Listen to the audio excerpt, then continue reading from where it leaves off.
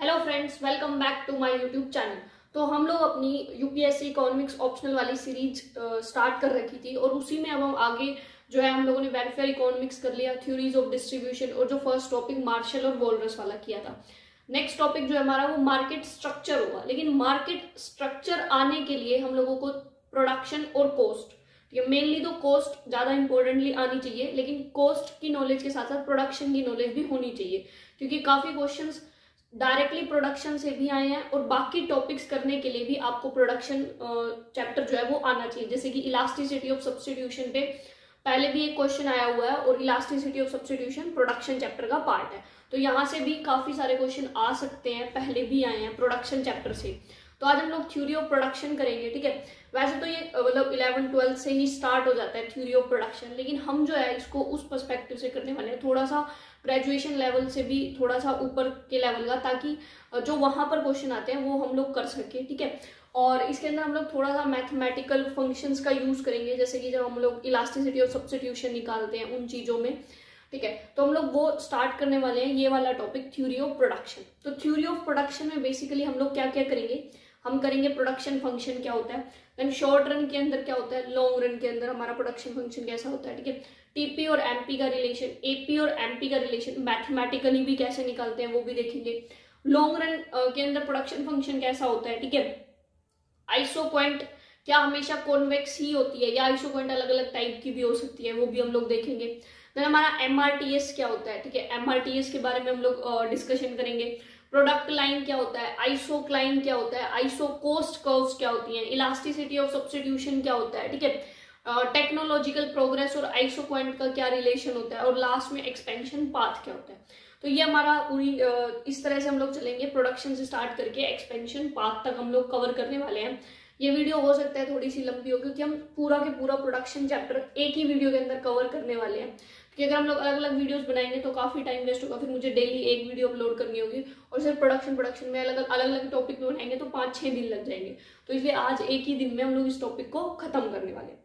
तो स्टार्ट करते हैं हम लोग अपना चैप्टर थ्योरी ऑफ प्रोडक्शन। तो बेसिकली प्रोडक्शन की थ्योरी क्या कहती है, तो थ्योरी ऑफ प्रोडक्शन में सबसे पहला जो वर्ड आता है वो आता है प्रोडक्शन फंक्शन। तो ये प्रोडक्शन फंक्शन क्या होता है, तो प्रोडक्शन फंक्शन क्या होता है, एक फंक्शन मैथ्स आ गया ना यहाँ पर।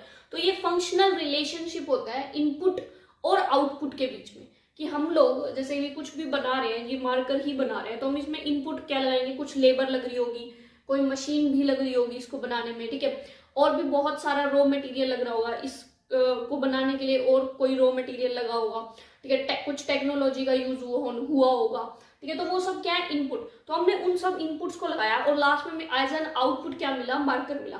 तो ये जो रिलेशन है इनपुट और आउटपुट के बीच में, वो हमारा क्या कहलाता है, प्रोडक्शन फंक्शन कहलाता है। जैसे कि सपोज इस मार्कर को बनाने के लिए मुझे 10 रुपए के इनपुट लगे, ठीक है, तो 10 रुपए के इनपुट लगा के हमें 20 रुपए का मार्कर तैयार होगा, मिल गया। तो that is our functional relation between input and output, कि हमने 2 लेबर एक कैपिटल लगा के हमने 4 मार्कर बना दिए, तो हम क्वांटिटी की फॉर्म में लेके चलते हैं, तो ये क्या हो गया, फंक्शनल रिलेशन हो गया, ठीक है। तो एक जो प्रोडक्शन फंक्शन होता है उसमें बहुत सारी चीजों का इंपैक्ट होता है, लेबर भी लगती है, कैपिटल भी लगती है, रॉ मटेरियल भी, टेक्नोलॉजी भी, नेचुरल रिसोर्स भी, ठीक है।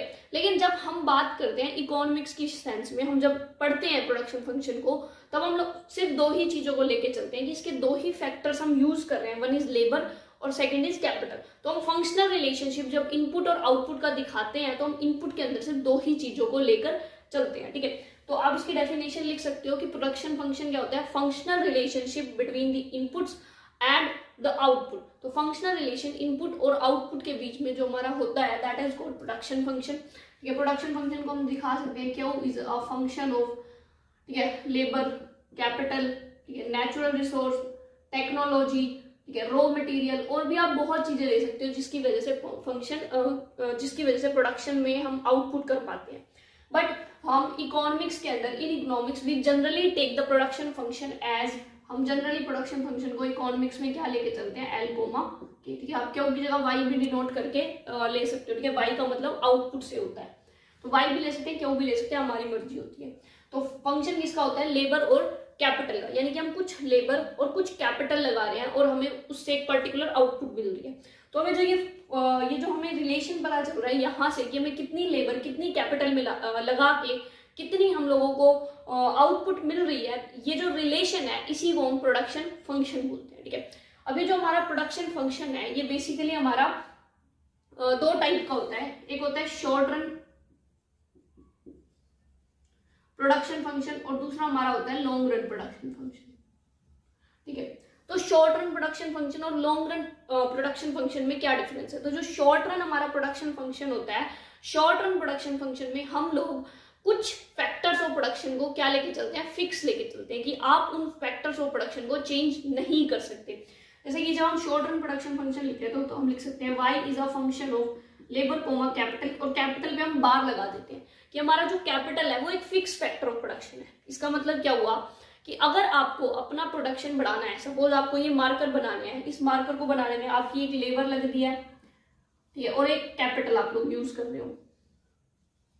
ठीक है, तो एक हम कैपिटल लगा रहे हैं और एक हम लेबर लगा रहे हैं। तो ये क्या कहता है कि आप जो है लेबर जो आपकी लग रही है, आप लेबर को बढ़ा सकते हो कि आपको प्रोडक्शन बढ़ाना है तो आप लेबर बढ़ा दो और ज्यादा लेबर लगाओ, प्रोडक्शन कम करना है तो लेबर को कम लगा दो। ठीक है, लेकिन ये कह रहा है कि आप कैपिटल में कोई चेंज नहीं ला सकते। आपके पास जितनी कैपिटल है, सपोज आपके पास 2 मशीन है तो आप 2 ही मशीन का यूज करोगे, आप मशीन्स को इंक्रीज या डिक्रीज नहीं कर सकते। आप किसको चेंज कर सकते हो? लेबर को।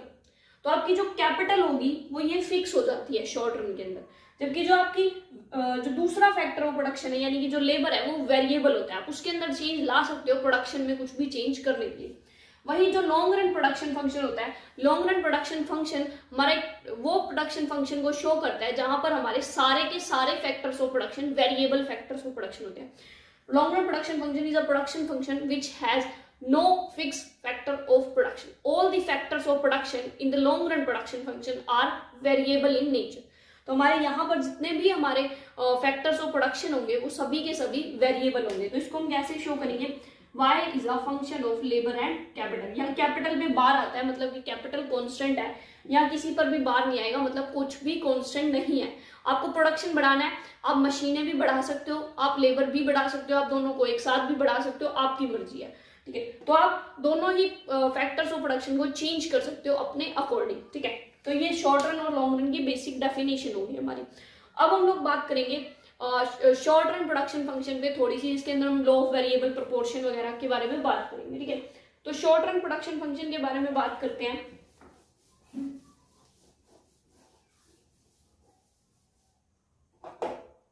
तो नेक्स्ट हम करने वाले हैं शॉर्ट रन प्रोडक्शन फंक्शन।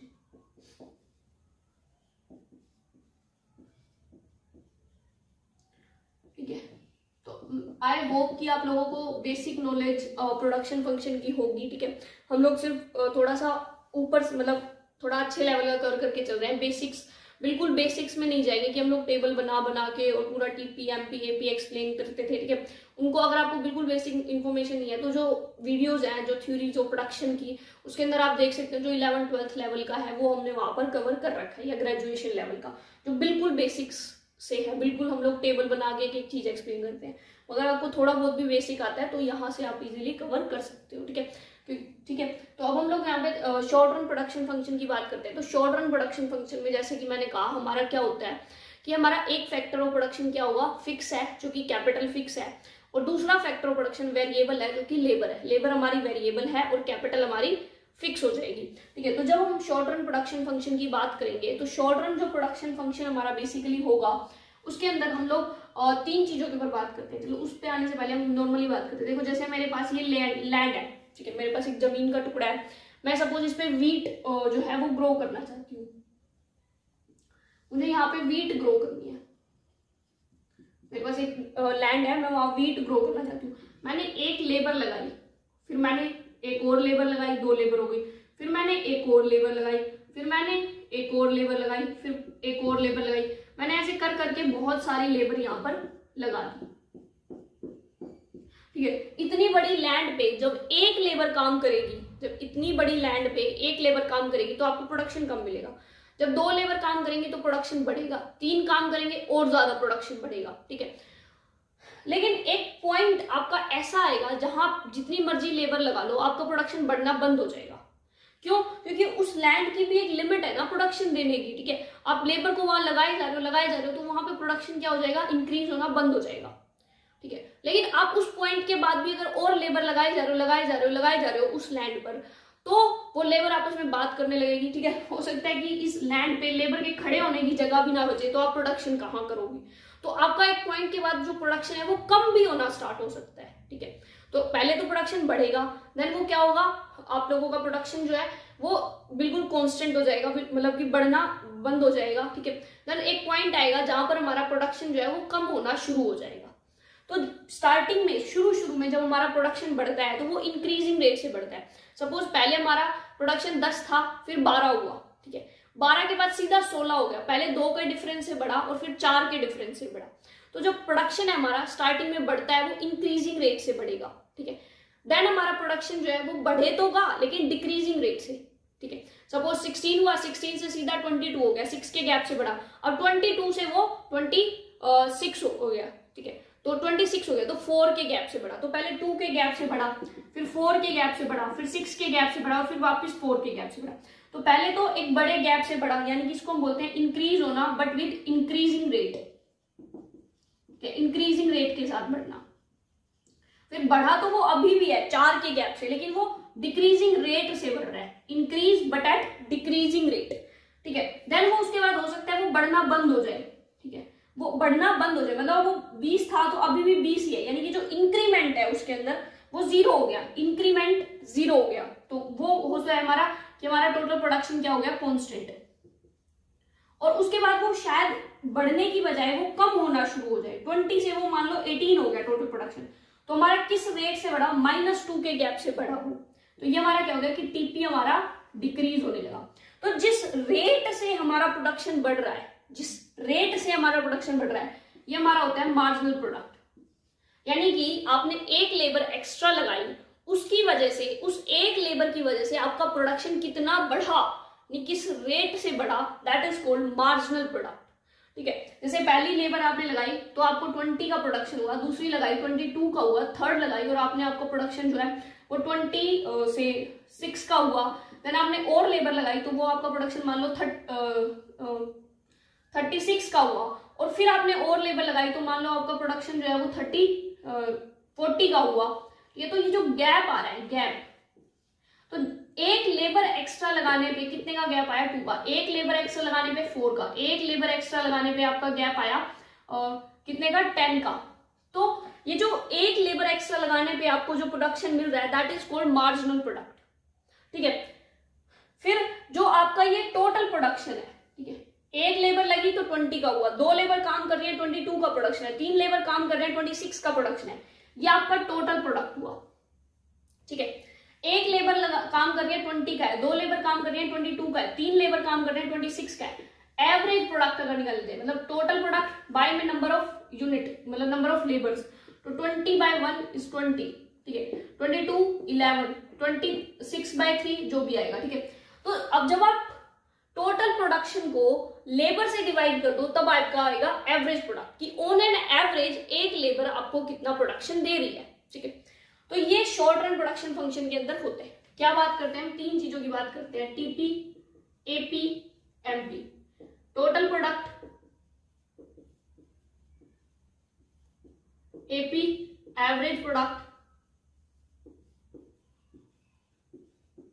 और थर्ड मार्जिनल प्रोडक्ट,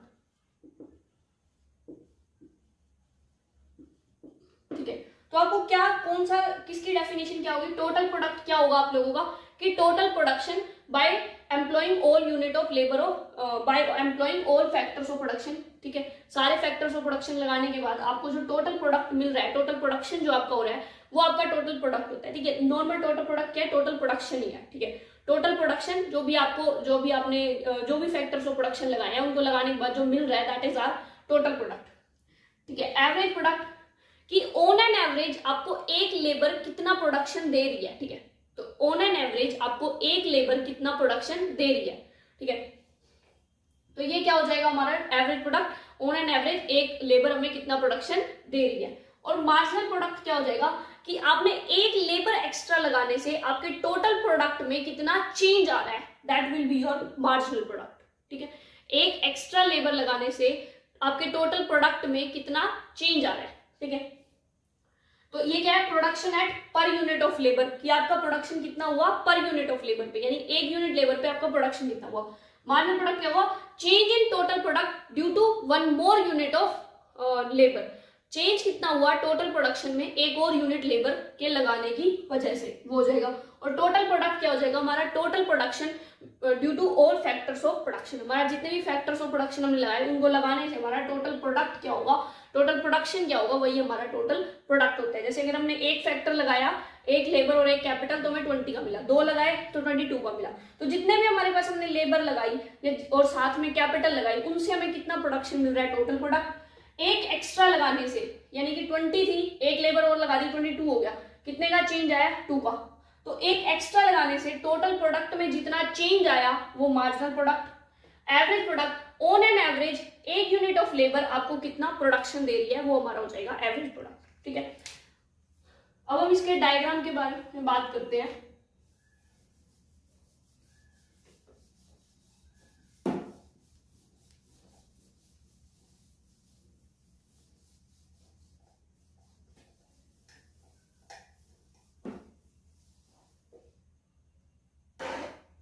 ठीक है, टोटल प्रोडक्ट क्या हो जाएगा, टोटल प्रोडक्शन या टोटल आउटपुट भी लिख सकते हो, टोटल प्रोडक्शन या total output, because of employment of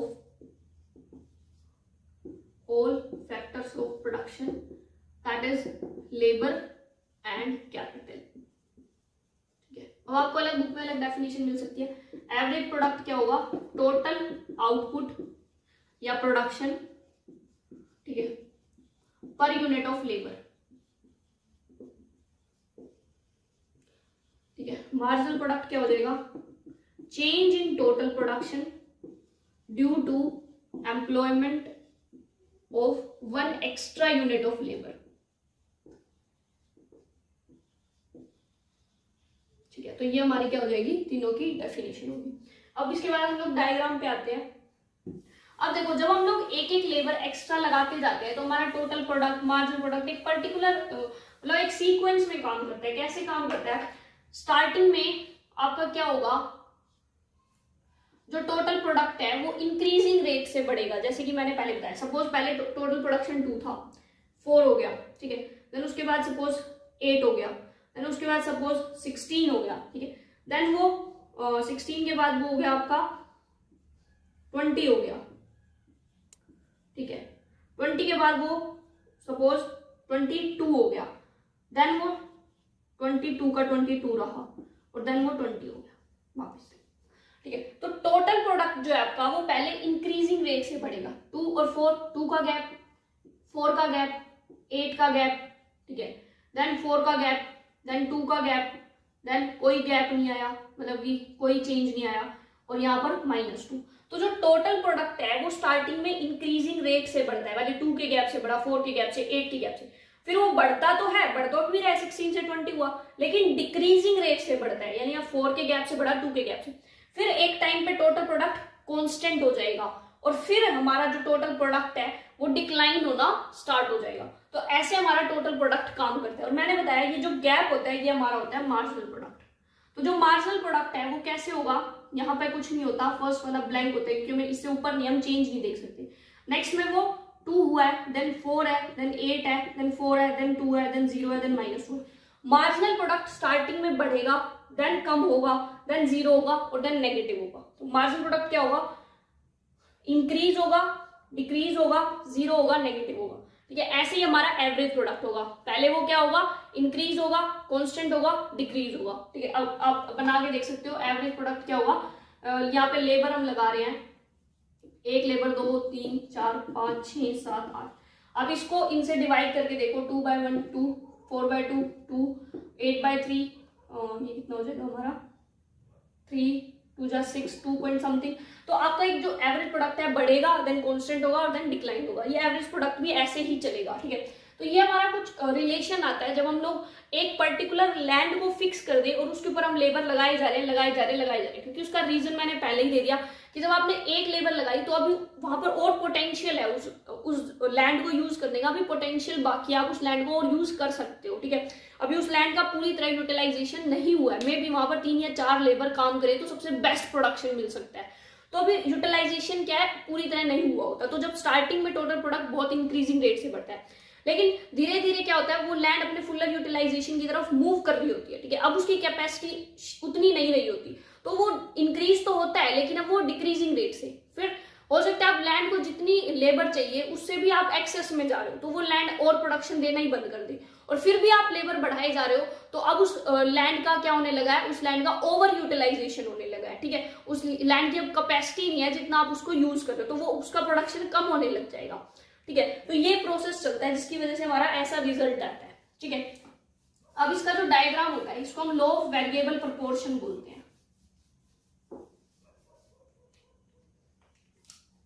इसके हम बेसिकली 2 डायग्राम बनाते हैं।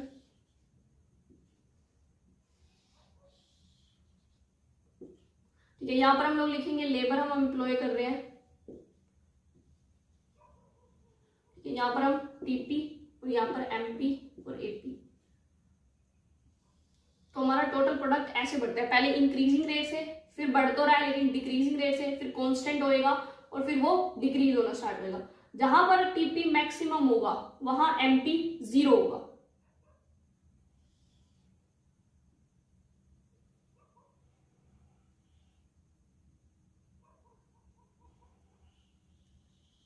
ठीक है। तो ये हमारा वहां पर ये मैक्सिमम होगा जहां एमपी 0 होगा, तो ये हमारा क्या होगा एमपी, और एपी जो है हमारा वो ऐसे जाएगा, ये हमारा क्या हो जाएगा एपी हो जाएगा, ठीक है। तो ये हमारी स्टेजेस होती हैं, ठीक है। तो ये हमारा स्टेजेस होती हैं प्रोडक्शन फंक्शन की। टोटल प्रोडक्ट पहले इंक्रीजिंग रेट से होगा, ठीक है, देन डिक्रीजिंग रेट से इंक्रीज होगा, फिर कांस्टेंट होगा और फिर डिक्रीज होगा, ठीक है। जहां पर टीपी मैक्सिमम होगा वो पॉइंट पर हमारा एमपी 0 होगा, ठीक है। ये हमारा एमपी कर्व होता है, पहले इंक्रीज होगा, ठीक है, देन वो मैक्सिमम पे जाएगा और देन डिक्रीज होना शुरू होगा। सेम एपी पहले इंक्रीज होगा, देन वो अपने यहाँ एमपी को कट करेगा, फिर अपने मैक्सिमम पे जाएगा और फिर डिक्रीज होगा। एमपी यहाँ टच करके नेगेटिव में जाएगा, लेकिन एपी कभी भी हमारा इसको टच नहीं करेगा, ठीक है, क्योंकि एपी कभी भी 0 नहीं होगा, ठीक है। तो ये हमारा जो ये रिलेशन है इसको हम बोलते हैं law of variable proportion,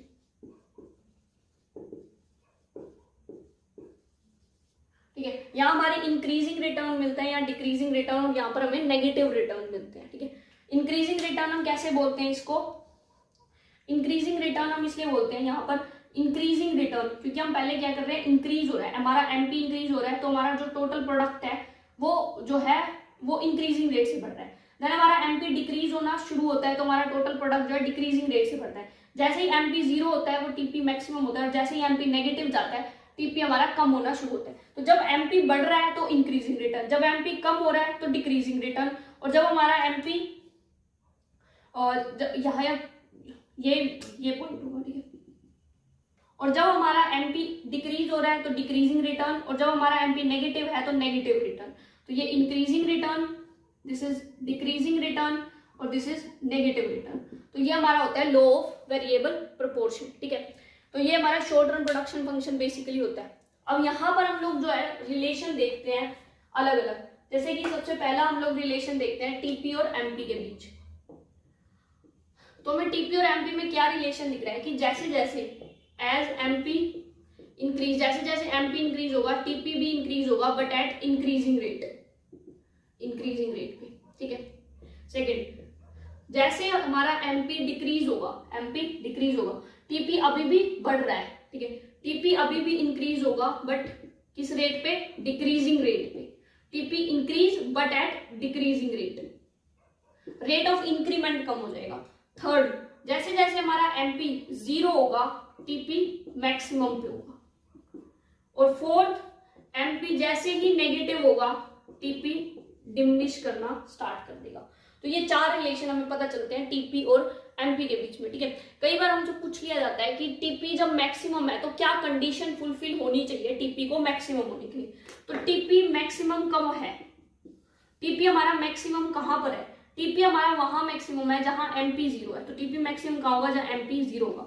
MP क्या होता है, टोटल प्रोडक्ट का डिफरेंशिएशन होता है विद रिस्पेक्ट टू लेबर, ठीक है, हम डिफरेंशिएट करते हैं टोटल प्रोडक्ट को विद रिस्पेक्ट टू लेबर, तो ये हमारा जो आता है एमपी आता है, या फिर change in TP upon change in labour. यही तो मैं बताया कि आपने 1 यूनिट लेबर एक्स्ट्रा लगाई तो आपका टोटल प्रोडक्शन में कितना चेंज हुआ, तो change in total product divide by change in labour, वो हमारा क्या होता है, एमपी। ठीक है, हम लोग चेंज को डिफरेंशिएशन में डी से डिनोट करते हैं, तो ये डी, तो अगर हम लिखें D T P by D L, तो अगर हमारा 0 है तो हमारा इसका मतलब टीपी मैक्सिमम पे, ये तो है फर्स्ट ऑर्डर कंडीशन।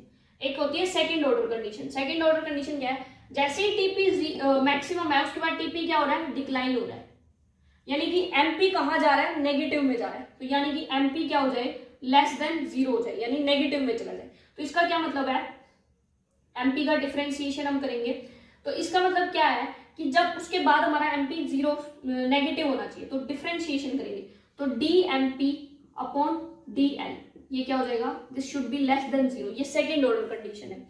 और इसको हम लोग ऐसे भी लिख सकते हैं ना कि पहले हमने टीपी को डिफरेंशिएट किया तो 0 है, टीपी का डिफरेंशिएशन का क्या मतलब हुआ कि एमपी 0 है, फिर हमने एमपी को डिफरेंशिएट किया तो हमारा it should be less than 0, तो हम इसको लिख सकते हैं ना कि टीपी का दूसरी बार differentiation should be less than 0, तो फर्स्ट ऑर्डर कंडीशन हमारी क्या हो जाएगी, first order condition D TP by D L is equal to 0, this is first order condition.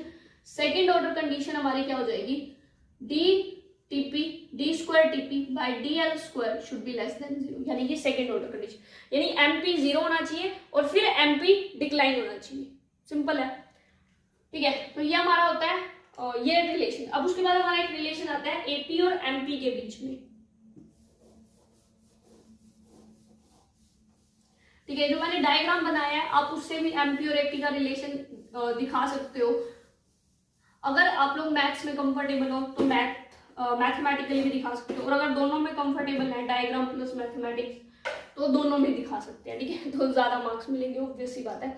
तो मैथमेटिकल टच होगा अगर आपके आंसर को तो ज्यादा जो है आपको मार्क्स मिलने की मतलब चांसेज है। सिर्फ मैथ से काम नहीं चलता, मैथ्स प्लस डायग्राम दोनों होने चाहिए।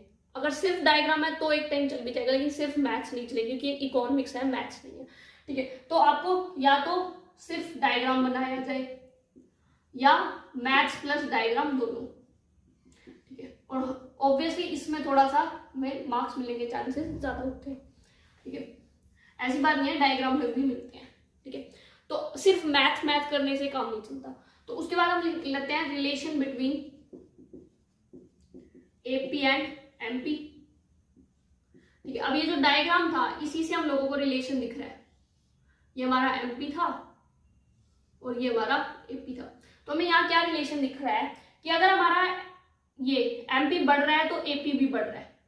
ठीक है, उसके बाद जब हमारा एपी डिक्रीज हो रहा है तो एमपी भी डिक्रीज हो रहा है। ठीक है, और जहां एपी और एमपी इक्वल है वहां दोनों एक दूसरे को कट कर रहे हैं। ठीक है, ये रिलेशन हम यहां से देख सकते हैं। ठीक है, और ये यूं के लिख भी सकते हैं, लेकिन अगर हमें मैथमेटिकली दिखाना है तो हम ऐसे भी दिखा सकते हैं। तो एवरेज प्रोडक्ट क्या होता है, टोटल प्रोडक्ट बाय में लेबर, यही तो हमने किया। एवरेज प्रोडक्ट क्या होता है, टोटल प्रोडक्ट बाय में लेबर। अब अगर मैं डिफरेंशिएट करूं एवरेज प्रोडक्ट को विद रिस्पेक्ट टू लेबर तो वो क्या हो जाएगा हमारा, जब हम लोग डिवीजन की किसी टर्म को डिफरेंशिएट करते हैं तो ये एक आइडेंटिटी है, फॉर्मूला समझ लो, आइडेंटिटी समझ लो। तो वो डिफरेंशिएशन कैसे होता है, कैसे करते हैं हम, एल जो हमारा डिनोमिनेटर है पहले उसको लिखो, फिर जो ऊपर न्यूमरेटर है उसको डिफरेंशिएट करो।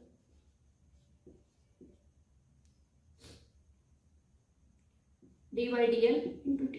ठीक है, देन माइनस का साइन लगाओ, फिर उल्टा करो, यानी पहले न्यूमरेटर लिखो फिर डिनोमिनेटर का डिफरेंशिएशन करो, क्योंकि क्या हो जाएगा लेबर, और डिवाइड में जो हमारा डिनोमिनेटर है उसका स्क्वायर कर दो। ठीक है, तो ये हमारी आइडेंटिटी होती है डिफरेंशिएशन की। जब भी हमें डिफरेंशिएट करना है किसी भी डिवीजन वाली टर्म को तो पहले नीचे वाला लिखो देन ऊपर वाले को डिफरेंशिएट करो, फिर माइनस का साइन ऊपर वाला इंटू डिफरेंशिएशन नीचे वाला, और फिर नीचे वाले का स्क्वायर कर दो। ठीक है, तो D AP by D L. अब मैं इसको लिखूं एल इंटू डी। अब ये देखो ये हमारा क्या बना, टोटल प्रोडक्ट का differentiation with respect to labour, तो ये क्या बना D TP by D L. यानी मैं अगर चेंज की फॉर्म में लिखूं तो change in TP by change in L क्या होता है, ये अभी करा है एमपी होता है कि लेबर में चेंज आने से टोटल प्रोडक्ट में क्या चेंज आएगा, तो ये हमारा क्या हो गया L into M P upon L square लिख दू minus TP into DL DL DL by DL differentiation of labour with respect to labour क्या होता है 1 होता है, तो ये into 1 divide by L square, ठीक है, D A P by DL. अब एमपी तो हमको मिल गया, हमें एपी चाहिए रिलेशन देखने के लिए, एपी यहां से निकल सकता है कैसे, L into M P by L square, तो एल से एक एल कैंसिल तो ये बच गया M P by L minus TP by L into L, ऐसे लिख सकते हो 2 बार एल है ना। अब टीपी बाई एल हमारा क्या हो जाता है एपी होता है, ठीक है, तो ये क्या हो जाएगा D A P by D L is equal to M P by L minus AP, ये तो पूरा क्या बन गया एपी और नीचे एक और एल बच गया तो बाई एल, तो हमारा differentiation of AP with respect to L क्या आया M P by L minus AP by L, ये आ रहा है, ठीक है। अब हम लोग यहां से हमारा रिलेशन इसके थ्रू भी बता सकते हैं, M P by L minus AP by L, तो हम लोग कैसे बता सकते हैं कि हमारा जो ये है यानी कि ये क्या है हमारा D A P by D L, ये हमारा स्लोप दिखा रहा है एपी का स्लोप, तो हम बता सकते हैं एपी इंक्रीजिंग कब होगा, ठीक है, AP will be increasing, AP हमारा इंक्रीजिंग कब होगा, एपी विल बी इंक्रीजिंग जब एमपी बाय जब उसका स्लोप यानी ये इसका स्लोप है, जब उसका स्लोप क्या होगा ग्रेटर देन 0 होगा, यानी MP by L minus AP by L should be greater than 0, यानी कि MP by L should be greater than, इसको उस तरफ ले गए एपी बाय एल, एल से एल कैंसिल तो MP is greater than AP, ठीक है, तो हमारा AP will be increasing when MP will be greater than AP, तो हमारा एपी इंक्रीज हो रहा है कब कब जब हमारा एपी हमारा तब इंक्रीज हो रहा है जहां पर हमारा एमपी एपी से बड़ा है, जहां एमपी एपी से बड़ा है हमारा एपी इंक्रीज हो रहा है, रिलेशन यहां से यहां पता चल गया, डायग्राम में भी वही है और यहां पर भी वही है। Second AP will B decreasing when AP हमारा डिक्रीजिंग कब होगा जब उसका स्लोप नेगेटिव होगा, यानी कि MP by L minus AP by L should be less than 0, तो MP by L should be less then AP by L, यानी कि एल से L cancel MP should be less then AP, तो AP decreasing कब होगा, ये रहा AP decrease कब हो रहा है जब हमारा एमपी एपी से कम है, एमपी एपी से कम है ना, ये एपी है और ये एमपी है कम है, ठीक है, तो एपी डिक्रीज कब हो रहा है जब एमपी एपी से कम है, दूसरा रिलेशन भी दिख गया। Third AP will be constant, ठीक है, तो वो कांस्टेंट कब होगा जब उसका स्लोप 0 होगा, AP will be constant when जब उसका स्लोप 0 होगा, यानी कि MP by L minus AP by L should be equal to 0, यानी कि MP by L should be equal to AP by L, यानी कि MP is equal to AP, तो एमपी हमारा एपी कांस्टेंट कब होगा जब हमारा एमपी एपी के इक्वल होगा, तो यहां पर हमारा एमपी क्या हो जाएगा एपी क्या हो जाएगा कांस्टेंट हो जाएगा, ठीक है, तो यही हमारा रिलेशन जो है वो दिखता है, ठीक है, यहीं पर टैग, तो डायग्राम में भी हमें वही दिख रहा है और हमें इसके थ्रू भी वही दिख रहा है, तो आप डायग्राम बना के भी एक्सप्लेन कर सकते हैं, ठीक है, अच्छे से, और ना हम लोग इस ये प्लस डायग्राम बना के और फिर भी एक्सप्लेन कर सकते हैं, ठीक है, तो अगर मैथमेटिकल टच है तो अगेन दी बेस्ट है, बट आप सिर्फ मैथ्स के थ्रू नहीं कर सकते, आपको डायग्राम तो चाहिए ही चाहिए, डायग्राम कंपल्सरी है, ठीक है, इकोनॉमिक्स के अंदर डायग्राम कंपल्सरी है, मैथ्स आती है तो करो, नहीं आती तो सीख लो, फिर भी नहीं आ रही तो छोड़ सकते हो, ठीक है, तो ये हम लोगों का यहाँ से ये क्वेश्चन सॉल्व हो गया। तो अब हम आते हैं अपने शॉर्ट रन वाला हमारा कंसेप्ट जो है वो खत्म हो चुका है, अब हम आएंगे लॉन्ग रन के ऊपर।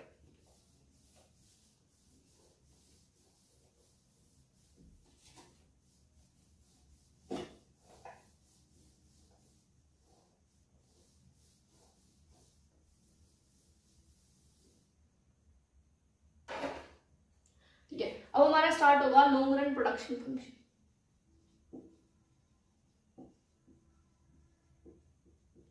लॉन्ग रन के अंदर अब हम क्या है, दोनों फैक्टर्स ऑफ प्रोडक्शन हमारे वेरिएबल होंगे, ठीक है। हम दोनों फैक्टर्स ऑफ प्रोडक्शन का यूज कर सकते हैं। दोनों ही फैक्टर्स ऑफ प्रोडक्शन क्या है, वेरिएबल है, ठीक है। अगर आपको प्रोडक्शन बढ़ाना है तो आप कैपिटल को भी बढ़ा सकते हो, लेबर को भी बढ़ा सकते हो, ठीक है। दोनों आपके पास चॉइस है, ठीक है। आप दोनों को भी बढ़ा सकते हो, किसी एक को भी, जो आपका मन करे, ठीक है। तो इसके लिए हम जब लॉन्ग रन प्रोडक्शन फंक्शन को एक्सप्लेन करते हैं तो हम यूज करते हैं आइसो पॉइंट का, उसका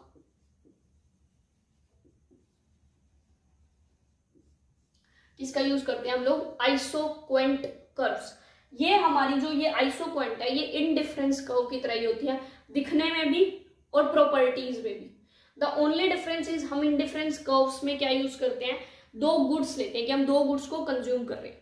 आइसोक्वेंट में हम दो फैक्टर्स ऑफ प्रोडक्शन लेते हैं कि हम दो फैक्टर्स ऑफ प्रोडक्शन का यूज करके एक पर्टिकुलर प्रोडक्ट को बना रहे हैं। तो वहां हम लेबर, यहां हम लेबर कैपिटल लेंगे, वहां हम कोई भी दो गुड्स लेते थे, ठीक है। तो आइसोक्वेंट कर्व क्या होती है, आइसोक्वेंट कर्व जो है वो एक बहुत सारे हमारे लेबर और कैपिटल का कॉम्बिनेशन होते हैं, ठीक है, जहां पर हमारे प्रोडक्शन जो है वो सेम रहता है। जैसे कि ये हमारा, ठीक है, मान लो आपको 100 यूनिट जो है वो बनानी है इस मार्कर की, ये 100 यूनिट आपको मार्कर की बनानी है। तो आप उस 100 यूनिट को सपोज 10 कैपिटल और 2 लेबर का यूज करके भी बना सकते हो, ठीक है। आप उस 100 यूनिट को, ठीक है, हो सकता है कि 5 कैपिटल और 3 लेबर का यूज करके भी बना सकते हो, ठीक है। आप उसको हो सकता है कि 3 लेबर और 4 कैपिटल का यूज करके भी बना सकते हो, ठीक है। तो जो ये जो कर्व है ये different combinations of factor input को शो करती है, ठीक है। Isoquant curve shows the different combination of factor inputs where the total production remains constant. वहां हमारा टोटल प्रोडक्शन कांस्टेंट है, प्रोडक्शन 100 ही मार्कर का हो रहा है, लेकिन फैक्टर इनपुट्स का कॉम्बिनेशन अलग अलग है। एक जगह हम 10 कैपिटल और 2 लेबर यूज कर रहे हैं, एक जगह 5 कैपिटल और 3 लेबर यूज कर रहे हैं, एक जगह 3 हम कैपिटल और हो सकता है 6 लेबर यूज कर रहे हैं, ठीक है। तो यहां पर क्या हो रहा है, आइसोक्वेंट एक वो कर्व होती है जहां पर हम लोग डिफरेंट फैक्टर इनपुट्स के कॉम्बिनेशन को शो करते हैं और उन कॉम्बिनेशंस पे हमारा जो टोटल आउटपुट है वो सेम रहता है, ठीक है। तो वो हमारी क्या होती है, आइसोक्वेंट कर्व। अब बात आती है क्या आइसोक्वेंट कर्व ऐसी ही दिखेगी, कॉन्वेक्स टू ओरिजिन ही होगी। देखो यूजुअली जब हम पढ़ते हैं, आपको कहीं बोला जाए कि आइसोक्वेंट बनाओ तो आप ऑब्वियसली यही बनाने वाले हो, ठीक है। तो हमारी नॉर्मली आइसोक्वेंट कर्व ऐसी ही होती है, लेकिन हमारी जरूरी नहीं है कि आइसोक्वेंट कर्व ऐसी ही हो।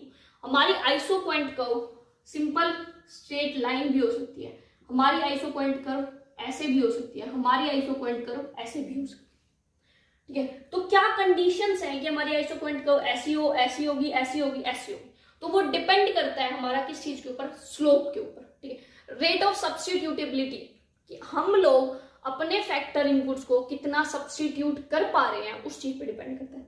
जैसे कि अगर लेबर और कैपिटल आपस में सब्स्टिट्यूट है कि उतना ही आपको लेबर की जरूरत है उतनी कैपिटल, मतलब लेबर कैपिटल आपके लिए बराबर है, ना कैपिटल से एक्स्ट्रा बेनिफिट है ना लेबर से एक्स्ट्रा बेनिफिट है, चाहे कैपिटल यूज कर लो चाहे लेबर यूज कर लो, मर्जी है, दोनों सेम, एक तरह से सेम लेवल का आपको फायदा देते हैं। जैसे कि सपोज आप बिस्किट बना रहे हैं, तो बिस्किट बनाने में आप चाहे लेबर से बनवा रहे हो या आप मशीन के थ्रू बना रहे हो, आपको सेम कॉस्ट आ रही है, तो वहां पर आपके लेबर और कैपिटल क्या है, एक दूसरे के परफेक्ट सब्स्टिट्यूट है, तो जहां दोनों फैक्टर्स ऑफ प्रोडक्शन को सब्स्टिट्यूट कर सकते हो, तो सब्स्टिट्यूटेबिलिटी के ऊपर हमारा जो ये बनते हैं अलग अलग टाइप के, तो एक तो देखो इनके अलग अलग फंक्शंस होते हैं, अलग अलग एक्सप्लेनेशन होती है, और वो सब हमारी जो है जो इंडियन इकोनॉमिक सर्विसेज है जनरली उसके अंदर क्वेश्चन आता है, ठीक है, जो डिफरेंट टाइप उनके फंक्शनल रिलेशन के ऊपर, ठीक है, उनसे अलग अलग चीजें डिराइव करने के ऊपर, लेकिन यूपीएससी इकोनॉमिक्स ऑप्शनल में अभी तक तो नहीं आया और शायद नहीं भी आएगा, बट अगर आ भी सकता है तो हम लोग ये पहले बेसिक्स कवर कर रहे हैं, ठीक है, उसके बाद हम पहले इकोनॉमिक्स ऑप्शनल का सिलेबस कवर हो जाए, उसके बाद हम इकोनॉमिक सर्विसेज पे आएंगे, तब हम लोग इनकी पूरी मिन फंक्शन मैक्स फंक्शन पूरा डिटेल में करेंगे, ठीक है। अभी के लिए हम सिर्फ वो कर रहे हैं जो अभी तक एग्जाम में आता है और जो सिलेबस में भी है, ठीक है, जो सिलेबस का पार्ट नहीं है एक टाइम के लिए हम भी उसको छोड़ के चल रहे हैं, आ सकता है नो डाउट, क्योंकि काफी क्वेश्चन है जो सिलेबस का पार्ट ना होते हुए भी आए हैं। जैसे कि मैंने बताया इलास्टिसिटी ऑफ सब्स्टिट्यूशन सिलेबस में कहीं नहीं लिखा, प्रोडक्शन का नाम तक नहीं है, लेकिन क्वेश्चन आया है, ठीक है, तो ये भी आ सकते हैं, कोई बड़ी बात नहीं है, इन फ्यूचर प्रोग्रेस होगी जैसे, ठीक है। तो अभी के लिए हम नॉर्मल कर रहे हैं, तो जब भी हमारे factors of production perfect substitute होंगे।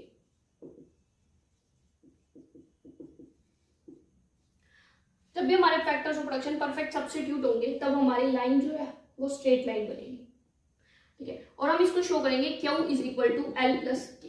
तो हमारी ये फंक्शनल फॉर्म होती है, Q is equal to L plus K, ठीक है। ये हमारी इक्वेशन होती है, ठीक है, किसकी? परफेक्ट सब्स्टिट्यूट की, इसकी। सेकेंड, जब हमारा कोब डगलस होता है, जब हमारा कोब डगलस प्रोडक्शन फंक्शन होता है तब हमारा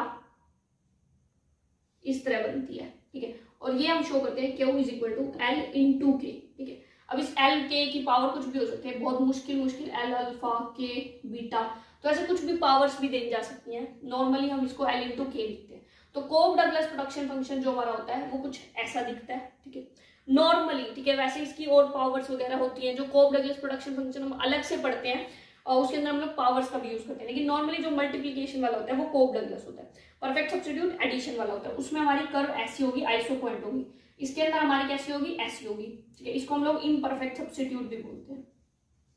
यहाँ ये दोनों एक दूसरे के इम्परफेक्ट सब्स्टिट्यूट होते हैं, क्योंकि MRTS डिक्रीज होता है। वो MRTS क्या होता है थोड़ी देर बाद बात करेंगे। देन हमारा थर्ड आता है जहां हमारे परफेक्ट कॉम्प्लीमेंट होते हैं। परफेक्ट कॉम्प्लीमेंट का मतलब ये होता है कि आप सिर्फ लेबर का यूज करके प्रोडक्शन नहीं कर सकते, आप सिर्फ कैपिटल का यूज करके प्रोडक्शन नहीं कर सकते, आपको दोनों ही सेम अमाउंट के अंदर चाहिए, तो सेम प्रोपोर्शन में चाहिए प्रोडक्शन करने के। जैसे कि ये मार्कर है तो इसकी बॉडी शायद अज्यूम करो कि आप सिर्फ लेबर से नहीं बना सकते, आपको कैपिटल भी चाहिए। तो बॉडी बनाने के लिए क्या चाहिए? कैपिटल चाहिए, ठीक है। और शायद इसके अंदर और जो कुछ भी बनता है उसको बनाने के लिए मान लो लेबर चाहिए। तो दोनों काम करेंगे तभी काम चलेगा। तो परफेक्ट कॉम्प्लीमेंट मतलब दोनों एक साथ होंगे तभी काम चलेगा, वरना काम नहीं चलेगा। तो परफेक्ट कॉम्प्लीमेंट का मतलब ये होता है, जैसे कि सपोज आप चाय बना रहे हो, तो चाय में अगर चीनी नहीं डालोगे तो काम नहीं चलेगा। तो चाय में चीनी डाल के पीनी है, तो परफेक्ट कॉम्प्लीमेंट है, लेकिन वो कंजप्शन के केस में। या हम प्रोडक्शन की बात करें तो प्रोडक्शन में जब लेबर और कैपिटल एक दूसरे के परफेक्ट कॉम्प्लीमेंट हो, बिना उन दोनों के काम नहीं होने वाला, तो वो हमारा ये केस होता है। इसके अंदर हमारा ऐसा फंक्शन बनेगा, ऐसी हमारी आइसो पॉइंट बनेगी, ये हमारी आइसो पॉइंट होगी, ठीक है, ऐसी।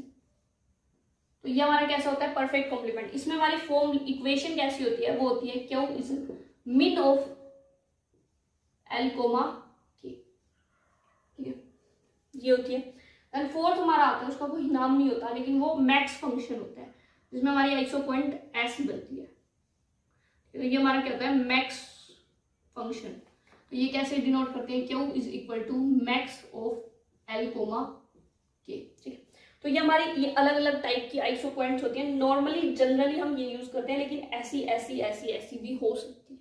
डिपेंड इस पे करता है कि आपके जो फैक्टर्स ऑफ प्रोडक्शन है वो कितने सब्स्टिट्यूट है।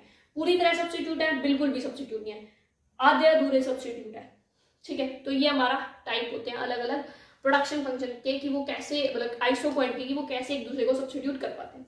अब बात आती है इसकी कुछ प्रॉपर्टीज की। जो हमारी आइसो पॉइंट है तो इसकी प्रॉपर्टीज सेम होती है जैसे कि हमारी इंडिफरेंस कर्व की प्रॉपर्टीज होती हैं।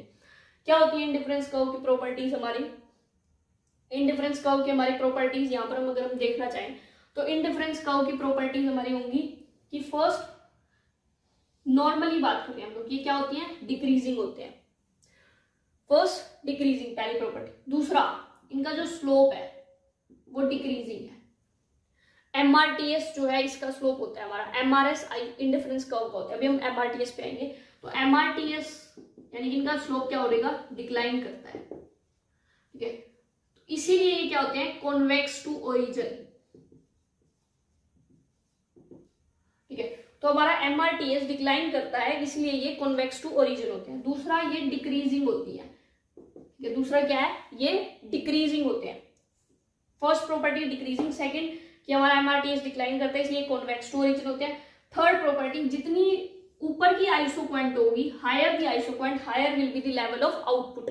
जितना ज्यादा आप ऊपर वाले आइसो पॉइंट पे जाओगे आपकी आउटपुट बढ़ती जाएगी, ठीक है। तो जितनी ऊपर आप जाओगे आपकी जो है आउटपुट बढ़ती जाएगी। थर्ड प्रॉपर्टी हमारी होगी। फोर्थ की कभी भी एक्स या वाई एक्सिस को टच नहीं करती, ठीक है, फोर्थ प्रॉपर्टी।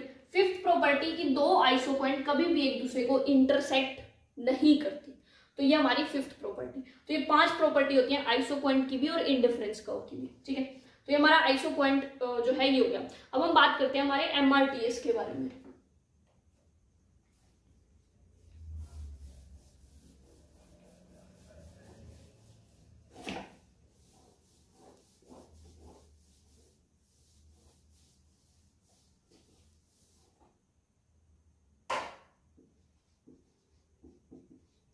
तो ये इसकी फुल फॉर्म लिखूंगा मैं, मार्जिनल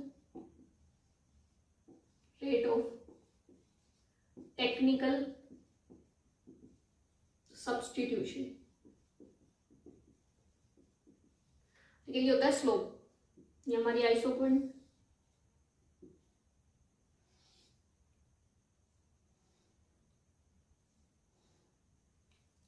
देखो ये हमारी आइसोक्वेंट कर्व है, इसका हमें स्लोप बताना है कि इसका स्लोप कैसा होता है।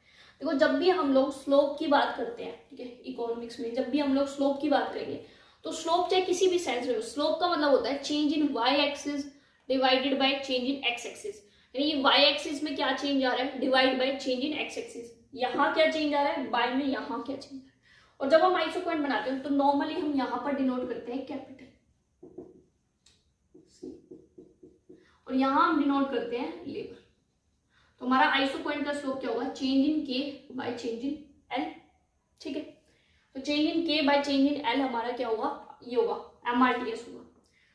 लेकिन ये नेगेटिव होगा, क्यों, क्योंकि ये हमारी डिक्लाइन कर रही है ना, ठीक है। आप इस पॉइंट पे हो, ए पॉइंट पे, आप बी पे जा रहे हो यहां से यहां, तो आप इतनी कैपिटल यूज कर रहे हो, ठीक है, और इतनी आप लेबर यूज कर रहे हो।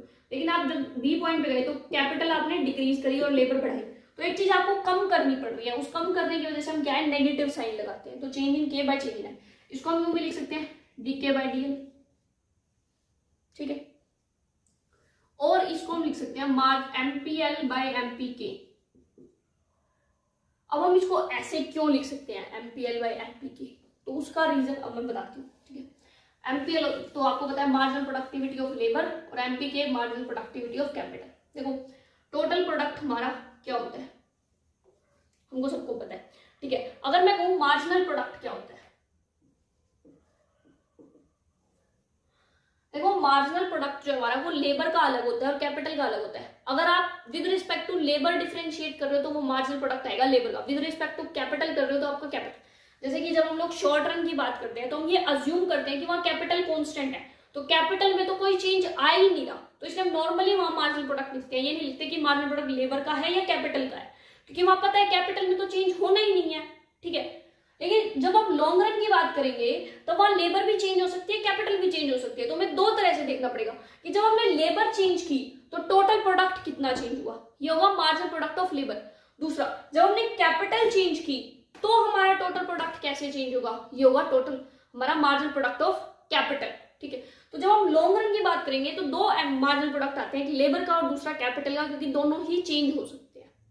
तो लेबर के चेंज होने से टोटल प्रोडक्ट में क्या चेंज आएगा, वो किसका दिखाएगा, मार्जिनल प्रोडक्ट ऑफ लेबर दिखाएगा। टोटल प्रोडक्ट में क्या चेंज आएगा, कैपिटल के चेंज होने से वो मार्जिनल प्रोडक्ट ऑफ कैपिटल दिखाएगा। तो MPL हमारा क्या होगा, change in total product by change in labour. यहां से मैं लिख दूं MPL into change in L is equal to change in TP, this is equation 1। Second अगर मैं बताऊं मार्जिनल प्रोडक्ट ऑफ कैपिटल क्या होगा, change in TP upon change in L, ठीक है। यहां से मैं लिख सकती चेंज इन K, सॉरी मैं यहां से लिख सकती हूँ MPK into change in K is equal to change in TP, ये हमारा होगा सेकेंड इक्वेशन। सेम है, चेंज इन TP सेम, इन दोनों को भी इक्वेट कर सकते हैं, कर देंगे।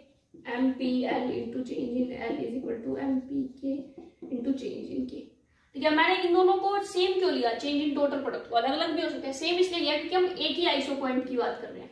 और हमने ये पहले ही कहा है कि आइसोक्वेंट अलग अलग कॉम्बिनेशन होता है जहां पे टोटल आउटपुट सेम रहती है, इसका मतलब टोटल प्रोडक्ट सेम रहता है जहां पर, तो ये हम लोग लिख सकते हैं, ठीक है।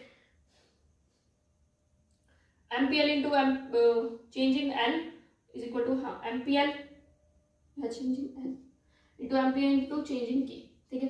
अब हम लोग इन दूसरों को ला सकते हैं MPL बाय MPK, इस वाले को इधर ले आए और इस वाले को उधर ले जाएंगे, तो change in K by change in L, ठीक है। और हम लोग एक पॉइंट से दूसरे पॉइंट के ऊपर मूव कर रहे हैं, तो एक चीज कम हो रही है, एक चीज ज्यादा हो रही है, तो इसलिए हम नेगेटिव का साइन लगा देते हैं, क्योंकि हम एक रिसोर्स, एक चीज को अगर बढ़ा रहे हैं तो दूसरे को हमें कम करना पड़ रहा है। तो ये आ गया ना, MPL by MPK is equal to change in this case by change in L। तो मैंने यही कहा था कि स्लोप क्या होता है, change in K by change in L, और अगर मार्जिनल प्रोडक्ट ले रहे हो तो marginal product of labour by marginal product of capital. कई लोग यहाँ कंफ्यूज होते हैं, क्योंकि change in K by change in L तो वो लिख देते हैं MPK by MPL, and this is wrong. ठीक है, हमारा MRTS क्या होता है, MPL बाय MPK होता है। ठीक है, तो ये हमारा होता है marginal rate of technical substitution. कि हमारा स्लोप जो है आइसो पॉइंट का कैसा है, वो क्या बताएगा, हमारा MRTS बताएगा, marginal rate of technical substitution. और एक कंसेप्ट आता है आइसोक्लाइन। आइसोक्लाइन का सीधा साधा मतलब यह है जहां हमारा MRTS कांस्टेंट हो जाएगा। जैसे कि हमारा परफेक्ट सब्स्टिट्यूट केस था, ये इस पे हमारा MRTS क्या है, कांस्टेंट है। तो जब हमारा MRTS कांस्टेंट हो जाएगा तब हमारा जो है उस चीज को हम आइसोक्लाइन बोलेंगे। तो आइसोक्लाइन क्या होता है, जब हमारा MRTS कांस्टेंट होता है। तो जैसे कि परफेक्ट सब्स्टिट्यूट वाला केस, वहां हमारा आइसो पॉइंट क्या रहता है, कांस्टेंट रहता है, इसीलिए हम इसको आइसोक्लाइन भी बोल सकते हैं। ठीक है, तो ये हमारा MRTS का टॉपिक हो गया। अब हम अपना नेक्स्ट टॉपिक करेंगे रिज लाइन।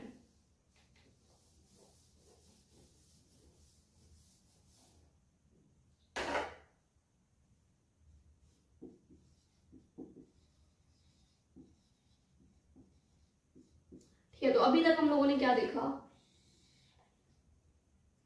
ये आइसो पॉइंट, ये हमारी क्यू, यहां हमारी लेबर है,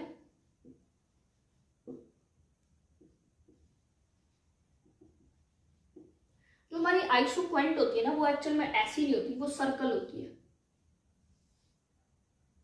लेकिन हम इसको ऐसी क्यों बनाते हैं, क्योंकि एक जो प्रोड्यूसर है वो डिमिनिशिंग पोर्शन के ऊपर काम करना पसंद करता है। ठीक है, ये सर्कल होती है, और हम ऐसी क्यों लेते हैं, इसके पीछे रीजन होता है। ठीक है, क्योंकि यहाँ पर हमारी दोनों ही कमोडिटी हमारे लिए अच्छी होती है। ठीक है, दोनों यहाँ कमोडिटी नहीं, फैक्टर्स ऑफ प्रोडक्शन की बात होगी, दोनों ही फैक्टर्स ऑफ प्रोडक्शन अच्छे होते हैं, और हम डिक्रीजिंग रिटर्न पर एक जो प्रोड्यूसर है वो काम करना पसंद करता है, इसीलिए।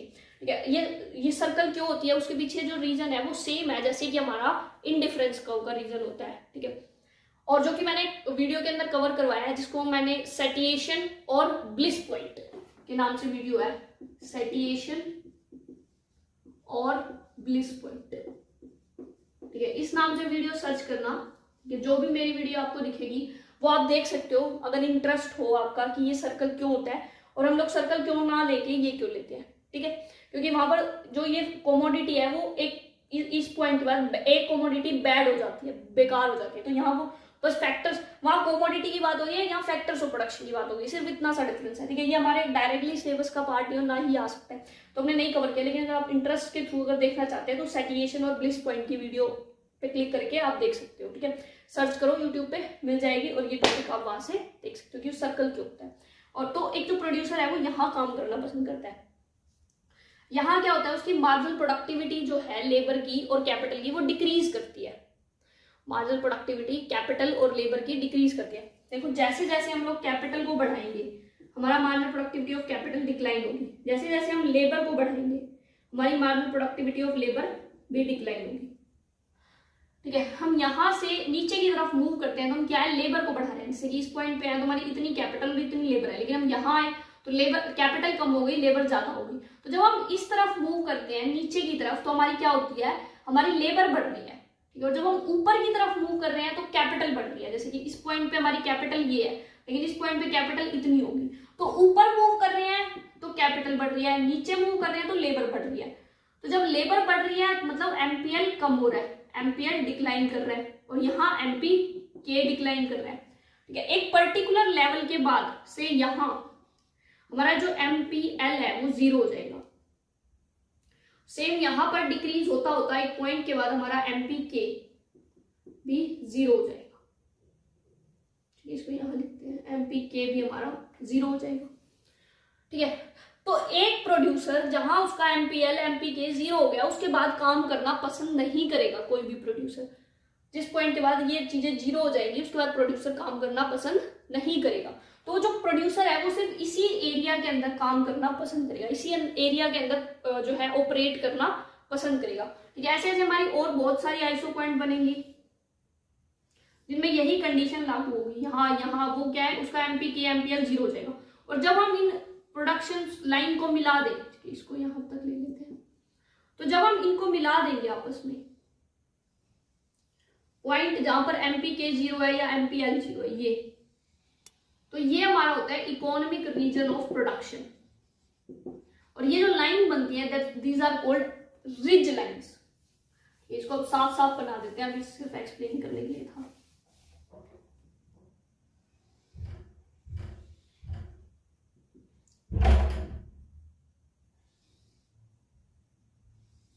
ठीक है,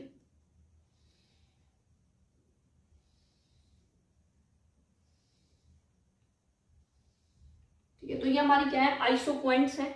इन पर्टिकुलर पॉइंट्स पर एमपीएल जीरो है और इन पर्टिकुलर पॉइंट्स पर एमपीके जीरो है।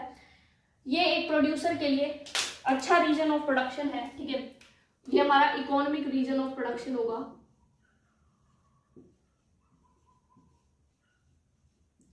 ठीक है, यहां हमारा एमपीएल जीरो होगा और यहां हमारा एमपीके जीरो होगा। ठीक है, इकोनॉमिक, और ये जो लाइंस है these are called ridge lines।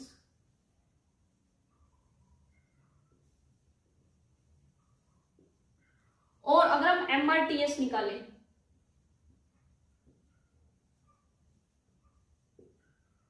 तो हमारा एमआरटीएस क्या होता है, एमपीएल अपॉन एमपीके।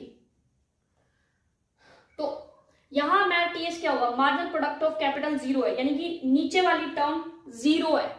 जब नीचे डिनोमिनेटर में जीरो होता है तो ओवरऑल वैल्यू क्या जाती है, इंफिनिटी। यहां एमआरटीएस एमपीएल जीरो है, ऊपर वाली टर्म जीरो है, नीचे वाली कुछ भी हो, जब ऊपर जीरो है न्यूमरेटर में तो आंसर जीरो आएगा। तो यहां हमारा एमआरटीएस जीरो होता है, यहां हमारा एमआरटीएस इंफिनिटी होता है। तो ये जो रिज लाइंस है ये भी क्या है, आइसोक्लाइंस है। क्यों, क्योंकि यहां पर भी हमारा एमआरटीएस कांस्टेंट है, एक जगह जीरो है तो एक जगह इंफिनिटी है रिज लाइंस के ऊपर। तो ये ridge line, economic region of production और आइसोक्लाइन हमारा इस चीज का टॉपिक हो गया। ठीक है, नेक्स्ट अब हम लोग बात करेंगे हमारे रिटर्न्स टू स्केल की बात करते हैं।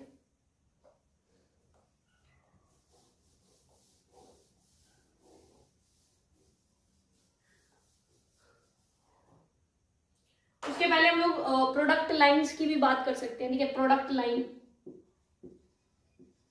वो प्रोडक्ट लाइन ये कुछ नहीं होता, बस सिंपल सा है कि जब हम डिफरेंट हमारी इनपुट्स को बढ़ा देते हैं तो हमारी जो फिजिकल आउटपुट है वो चेंज होती है। वो फिजिकल आउटपुट हमारी आइसो पॉइंट शिफ्ट करती है और इन्हीं को हम लोग क्या है, प्रोडक्ट लाइंस बोल देते हैं। बस सिंपल सा कंसेप्ट है। ठीक है, इसमें कुछ है नहीं खास।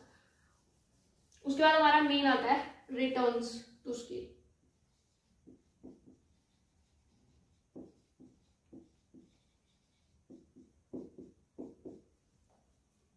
तो रिटर्न्स टू स्केल हम लोग क्या होता है, रिटर्न्स टू स्केल हमारे तीन तरह के होते हैं, increasing returns to scale, decreasing returns to scale, constant returns to scale. जैसे कि हम लोग कुछ एक लेबर और कैपिटल का कॉम्बिनेशन लगा रहे हैं और हमें एक पर्टिकुलर आउटपुट मिल रहा है। सपोज आपने अपने फैक्टर्स ऑफ प्रोडक्शन डबल कर दिए और आपका आउटपुट भी डबल हो गया, तो जितना आपने इनपुट बढ़ाया उतना आपका आउटपुट बढ़ा, तो इसको बोलते हैं कांस्टेंट रिटर्न्स टू स्केल। आपने अपना इनपुट डबल किया लेकिन आउटपुट 4 टाइम्स बढ़ गया, जितना इनपुट लगाया उससे ज्यादा आउटपुट बढ़ गया, तो that is called increasing returns to scale. ठीक है, थर्ड हमारा आता है, आपने अपना लेबर लगाया, कैपिटल लगाया, आपने अपने इनपुट्स जो है उनको डबल कर दिया लेकिन आपका जो आउटपुट है वो डबल नहीं बढ़ा, से 1.75 टाइम्स बढ़ा, तो 2 टाइम्स से कम बढ़ा, तो होता है डिक्रीजिंग रिटर्न्स टू स्केल। जब आपके इनपुट के प्रोपोर्शनेट आपके आउटपुट बढ़ेगा तो कांस्टेंट, इनपुट के प्रोपोर्शनेट से ज्यादा आउटपुट बढ़ेगा तो इंक्रीजिंग, और इनपुट के प्रोपोर्शन से कम आपका आउटपुट बढ़ेगा तो डिक्रीजिंग रिटर्न्स टू स्केल। तो ये हमारे 3 टाइप के रिटर्न्स टू स्केल होते हैं। अब आपको एग्जाम के अंदर इसको अगर मैथमेटिकली एक्सप्लेन करना है तो हम प्रोडक्शन फंक्शन लेते हैं, Q is a function of labour and capital, जहां पे हमारा क्यू दे रखा है एल अल्फा के बीटा, ऐसा मुझे कोब डगलस प्रोडक्शन फंक्शन देता है। तो हम लोग क्या करेंगे, हम अपने इनपुट्स बढ़ाएंगे और देखेंगे आउटपुट में क्या चेंज आता है। ठीक है। तो हम लोगों ने अपने इनपुट्स बढ़ाए एफ लैम्डा से, lambda K comma lambda L comma lambda K, हमने लैम्डा टाइम्स लेबर और लैम्डा टाइम्स कैपिटल को बढ़ा दिया। तो उसको बढ़ाएंगे, Q is equal to lambda L alpha lambda K beta, Q is equal to lambda alpha L alpha, sorry lambda है, और lambda beta K beta, lambda lambda एक साथ ले लेंगे, alpha L alpha K beta, lambda जब दो चीजें multiply में हो उनकी पावर अलग हो तो वो पावर ऐड हो जाती है, alpha plus beta L alpha K beta.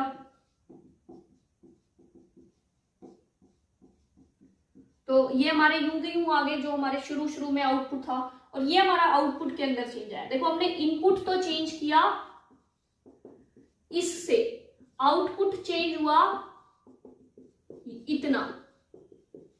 अगर alpha plus beta is equal to 1 है, यानी कि आउटपुट हमारा क्या है वो भी लैम्डा से चेंज हुआ, तो उतना ही इनपुट उतना ही आउटपुट चेंज हुआ, तो वो क्या होगा CRS, कांस्टेंट रिटर्न्स टू सी। अगर alpha plus beta greater than 1 है, तो मान लो ये लैम्डा था तो output alpha plus beta greater than 1 है, मान लो 2 है तो लैम्डा क्या हो जाएगा 2। तो इनपुट तो लैम्डा से चेंज हुआ लेकिन आउटपुट लैम्डा स्क्वायर से चेंज हुआ, तो ये हो जाएगा इंक्रीजिंग रिटर्न्स टू स्केल। और अगर alpha plus beta less than 1 हुआ, यानी कि हमारा इनपुट जो है वो तो 1 से चेंज हो रहा है लेकिन output alpha plus beta less than 1 है, तो मान लो 0.5 है, तो इनपुट तो एक इससे चेंज हो रहा है लेकिन आउटपुट इससे कम से चेंज हो रहा है, तो ये क्या हो जाएगा डिक्रीजिंग रिटर्न्स टू स्केल। ठीक है, तो अगर आपको एक्सप्लेन करना हो इंक्रीजिंग, डिक्रीजिंग और CRS तो हम इससे एक्सप्लेन, और अगर इसको आइसोक्वांट के थ्रू बताना हो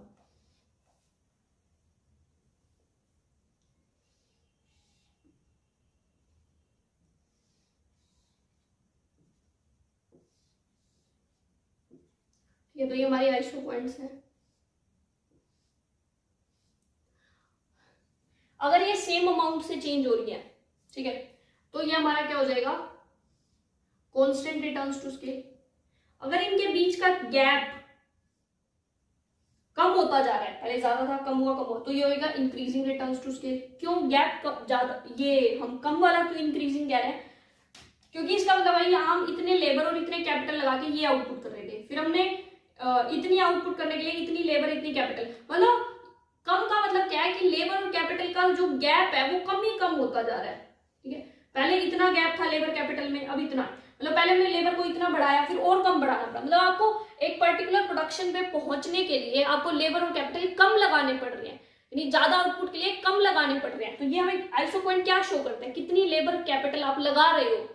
तो अगर आपको कम लेबर और कैपिटल लगानी पड़ रही है पर्टिकुलर आउटपुट पे पहुंचने के लिए, तो वो क्या है, इसका मतलब इंक्रीजिंग रिटर्न है। और अगर आपको बहुत ज्यादा लेबर कैपिटल लगानी पड़ रही है एक पर्टिकुलर आउटपुट पे पहुंचने के लिए, मतलब वो क्या है डिक्रीजिंग रिटर्न है।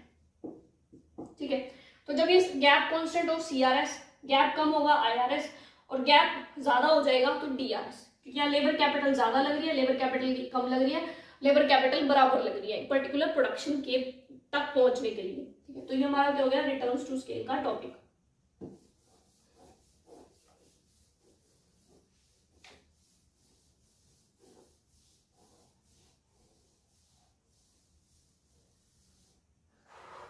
नेक्स्ट हमारा आता है इलास्टिसिटी ऑफ सब्स्टिट्यूशन।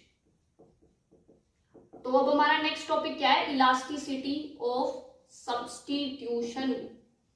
तो ये इलास्टिसिटी ऑफ सब्स्टिट्यूशन क्या होता है।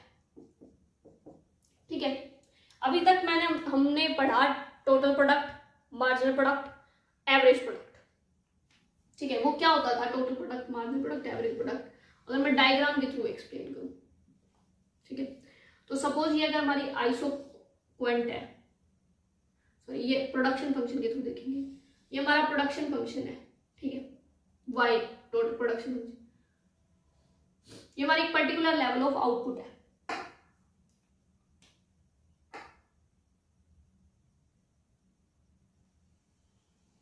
ठीक है, तो हमारा जो ये होता है ये टोटल आउटपुट को शो कर रहा है, कितना आउटपुट दिया, तो ये हो गया टोटल प्रोडक्ट। मुझे अगर मार्जिनल प्रोडक्ट निकालना हो तो मैं कैसे निकालूंगी, ऐसे। ठीक है, तो ये हमारा क्या हो जाएगा, मार्जिनल प्रोडक्ट। इस लाइन का अगर मैं स्लोप निकालूं तो मार्जिनल प्रोडक्ट, मुझे एवरेज प्रोडक्ट निकालना है तो ये वाली लाइन जो है, ये जो हमने ओरिजिन से यहां तक खींची, इसका अगर हम स्लोप निकालें तो हमारा एवरेज प्रोडक्ट हो जाएगा, जो कि किसके इक्वल होगा, दिस बाय दिस, इसमें डिवाइड बाय दिस। तो ओ, इसको ओ दे दो, ए दे दो, बी दे दो, तो एपी क्या हो जाएगा, ए बी बाय ओ ए। ठीक है, तो या कुछ ऐसे हम डायग्राम बनाते हैं। अब अगर हम बात करें आइसो पॉइंट की,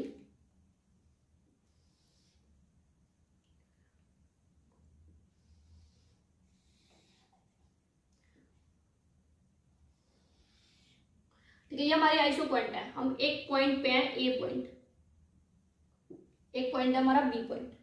ठीक है, ए पॉइंट पे हम एक पर्टिकुलर लेबर और पर्टिकुलर कैपिटल को यूज कर रहे हैं, बी पॉइंट पे हम पर्टिकुलर लेबर और पर्टिकुलर कैपिटल को यूज कर रहे हैं।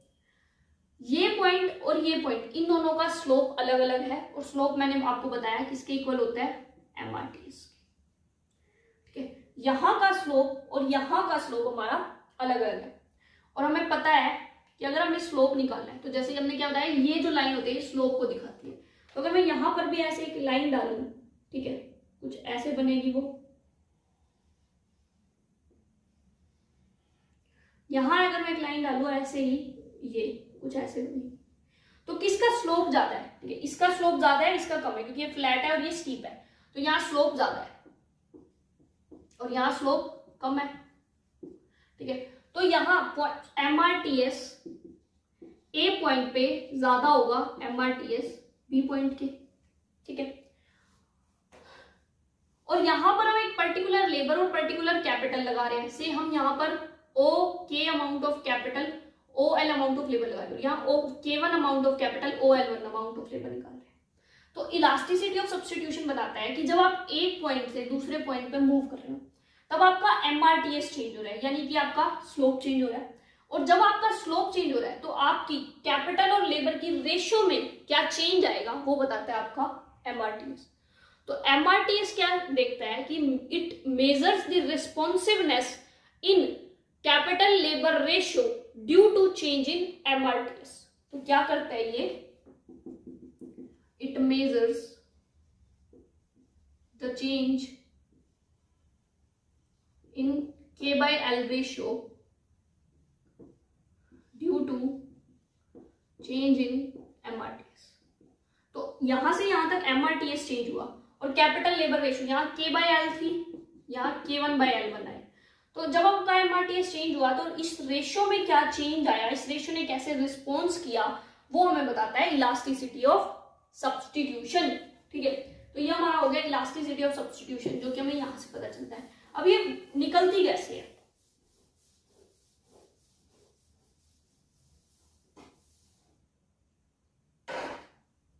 ठीक है, तो इलास्टिसिटी ऑफ सब्स्टिट्यूशन हमारी बेसिकली निकलती कैसे, इसको हम ऐसे डिनोट करते हैं। तो ये है percentage change in K by L ratio upon percentage change in MRTS। तो ऐसे हम लोग अपनी निकालते हैं, change in K by L ratio, change in MRTS percentage में। ठीक है, ये आपको कुछ कुछ इलास्टिसिटी ऑफ डिमांड जैसा नहीं लग रहा। इलास्टिसिटी ऑफ डिमांड में हम क्या लेते थे, percentage change in demand divide by percentage change in price, और जब हम उसको सॉल्व करते थे हमारा कुछ ऐसा आता था, change in Q by change in P into P by Q। तो यहां पर भी हमारा सेम वही लगेगा। तो इसको अगर हम सॉल्व करेंगे तो हमारा कैसा आएगा, change in K by L upon change in MRTS multiplied by MRTS by K by. ठीक है, तो ये हमारा कुछ ऐसे आएगा। तो ये हमारा जो फॉर्मूला होता है ये होता है। और एक और फॉर्मूला होता है डी लॉग, कुछ न्यूमेरिकल्स इलास्टिसिटी ऑफ सब्स्टिट्यूशन पे इतने डिफिकल्ट आ जाते हैं कि आप उनको नॉर्मली तो सॉल्व कर ही नहीं सकते, उसके लिए आपको लॉग लगा के सॉल्व करना पड़ेगा। तो उसके लिए ये फॉर्मूला होता है D log K by L upon D log MRTS। ठीक है, ये भी फॉर्मूला होता है। तो हमें तीन फॉर्मूले हमें पता चले। ठीक है, ये परसेंटेज की फॉर्म में ये है। कई बार पावर्स इतनी ज्यादा होती है कि आपको लॉग लगा के सॉल्व करना पड़ता है ये, अदरवाइज नॉर्मली सॉल्व करने के लिए ये। अब हमारा जो एमआरटीएस है वो अलग अलग टाइप अलग अलग होता है, मतलब कि लीनियर प्रोडक्शन फंक्शन में अलग होता है, फिक्स प्रोपोर्शनेट वाले में अलग होता है, कोब डगलस में अलग होता है। तो किस में क्या एमआरटीएस होता है वो कैसे निकाले, तो वो देखते हैं। ठीक है, तो पहले हम लेंगे लीनियर प्रोडक्शन फंक्शन। ये मैंने इसी में आपको पहले पढ़ा दिया। लीनियर प्रोडक्शन फंक्शन कैसा होता है, जहां अगर हमारे बिल्कुल सब्स्टिट्यूट होते हैं, कैपिटल और लेबर सब्स्टिट्यूट होते हैं एक दूसरे के, और यहां हमारा एमआरटीएस क्या होता था, कांस्टेंट। यानी कि चेंज इन एमआरटीएस क्या होगा, 0, क्योंकि एमआरटीएस क्या है, कांस्टेंट है, स्लोप क्या है, कांस्टेंट है। ठीक है, तो अगर हम इस फॉर्मूले को यहां लगाऊं मैं, तो change in K by L हमको नहीं पता भाई, लेकिन हमें यह पता है चेंज इन एमआरटीएस 0 है। तो जब डिनोमिनेटर में 0 आ गया तो बाकी चीजें ना भी पता हो, ये क्या हो जाएगा, ऑटोमेटिक इन्फिनिटी। जब डिनोमिनेटर में 0 है, इन्फिनिटी। तो लीनियर प्रोडक्शन फंक्शन में इलास्टिसिटी और सब्स्टिट्यूशन इन्फिनिटी होता है, वाई, क्योंकि एमआरटीएस कांस्टेंट होता है। नेक्स्ट पे आते हैं, फिक्स्ड प्रोपोर्शनेट प्रोडक्शन फंक्शन। ये मैंने पहले भी पढ़ाया है आप लोगों को, जो मिन फंक्शन था या जिसमें कॉम्प्लीमेंट्री फैक्टर्स ऑफ प्रोडक्शन थे, ये वही होता है मिन फंक्शन या कॉम्प्लीमेंट्री, जिसकी हमारा जो डायग्राम है वो ऐसे बनता है। मैंने पहले बता दिया आप लोगों को। तो ये हमारा कहता है फिक्स प्रोपोर्शनेट। इसका मतलब क्या है कि आप कैपिटल और लेबर को सेम प्रोपोर्शन में यूज कर रहे हो, यानी के बाय एल एक सेम प्रोपोर्शन में यूज हो रही है, तो के बाय एल का जो चेंज है वो 0 है, क्योंकि वो सेम प्रोपोर्शन में यूज हो रही है हर बार। तो यहां पर change in K by L क्या होगा, 0। तो ये फॉर्मूला यहां लगाओ, ऊपर वाला 0 upon change in MRTS into MRTS by K by L, and this will give, ऊपर 0 आ गया तो ओवरऑल 0। तो फिक्स प्रोपोर्शनेट प्रोडक्शन फंक्शन में हमारी इलास्टिसिटी ऑफ सब्स्टिट्यूशन 0 होती है। क्यों, क्योंकि हमारा जो के बाय एल रेशियो होती है वो कांस्टेंट होती है। सिंपल सॉल्व हो गया। अगले पे आते हैं कोब डगलस पे।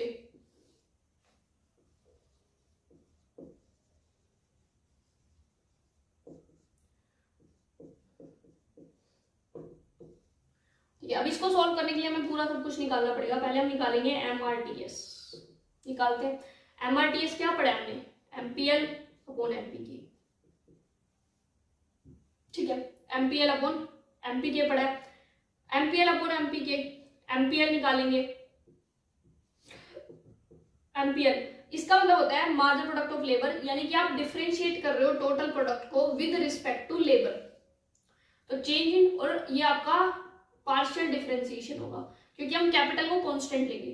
तो देखो, ये मैंने पहले ही बताया, जब भी हम डिफरेंशिएशन करेंगे, से एल की पावर 5 है, उसका डिफरेंशिएशन करना है, तो एल की पावर 5 का डिफरेंशिएशन क्या होगा, पावर नीचे आएगी, एल यू का यू, और अब एक पावर कम हो जाएगी, क्योंकि एक इसको नीचे खींच लिया तो एक पावर कम होगी, तो ये हो गया 4, तो 5L4 बच जाएगा। ठीक है, तो एमपीएल अगर हम निकालूं, और अगर ये मल्टीप्लाई में इसके कुछ भी दे रखा है वो यूं के यूं आ जाएगा, तो अल्फा नीचे आ जाएगा, एन एक इसकी पावर कम, अल्फा माइनस एल इंटू के की पावर बीटा। ऐसे ही अगर मुझे एमपी के निकालना है, मुझे के रिस्पेक्ट में कांस्टेंट इसको डिफरेंशिएट करना है। ठीक है, तो ये क्या हो जाएगा हमारा, के वाला ऊपर यानी बीटा नीचे आ गया, के यू का यू, और इसकी एक पावर कम हो गई बीटा -1, और एल अल्फा यू के यू आ गया। इसको यहां रखेंगे, अल्फा एल अल्फा -1 के beta, beta K beta -1 L alpha. ठीक है, अब ये तो समझ आ गया, इसको हटा सकते हैं हम। अब देखो, ये तो हमने नॉर्मल मैथ्स में पढ़ा है, अगर हम इसको ऊपर ले जाएंगे तो इसकी पावर के आगे एक माइनस लग जाएगा, ये माइनस बीटा +1 हो जाएगा। तो अल्फा बीटा वाले को मैं ऊपर ला रही हूँ, के बीटा इसको ऊपर लाया, के power sine change minus beta +1 divide by beta you के यू, इधर एल को नीचे ला रही हूँ, एल अल्फा यू के यू, ठीक है, इंटू एल, इसकी पावर चेंज माइनस अल्फा +1। ठीक है, जब हमारा बेस सेम होता है तो पावर ऐड हो जाती है, तो alpha K beta minus beta +1 हो गया, beta L alpha minus alpha +1, alpha से अल्फा कैंसिल, बीटा से बीटा कैंसिल, तो ये बच गया अल्फा के अपॉन बीटा एल। ये हमारा आ गया एमआरटीएस। ठीक है, अब हम लोग ये फॉर्मूला यूज करेंगे, ये वाला। तो ऊपर क्या होगा, चेंज इन के upon change in L, sorry change in K by L, ठीक है, divide by change in MRTS. Alpha और बीटा तो हमारे कांस्टेंट है क्योंकि हमें गिवन होंगे ये 4 5 6 7 कुछ भी वैल्यू होगी, तो अल्फा बीटा कांस्टेंट है, तो इनमें तो कोई चेंज आने नहीं वाला, चेंज आएगा सिर्फ के बाय एल में, तो ये हो जाएगा change in K by L, ठीक है भाई, इंटू एमआरटीएस, एमआरटीएस क्या है, alpha beta into K by L divide by K by L. Change in K by L से change in K by L cancel, K by L से K by L cancel, alpha by beta से alpha by beta cancel, answer आ गया 1।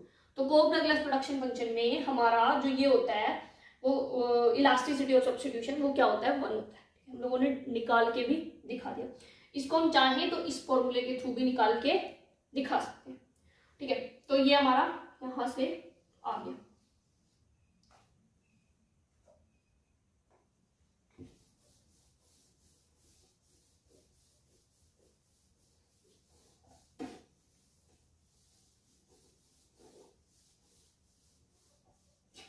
ठीक है, तो अब मुझे लगता है आपको ये इलास्टिसिटी ऑफ सब्स्टिट्यूशन, देखो इस पे न्यूमेरिकल अभी तक तो नहीं आया इकोनॉमिक्स के पेपर ऑप्शनल वाले एग्जाम में, इन फ्यूचर आ सकता है, ठीक है, क्योंकि इकोनॉमिक सर्विसेज में आता है।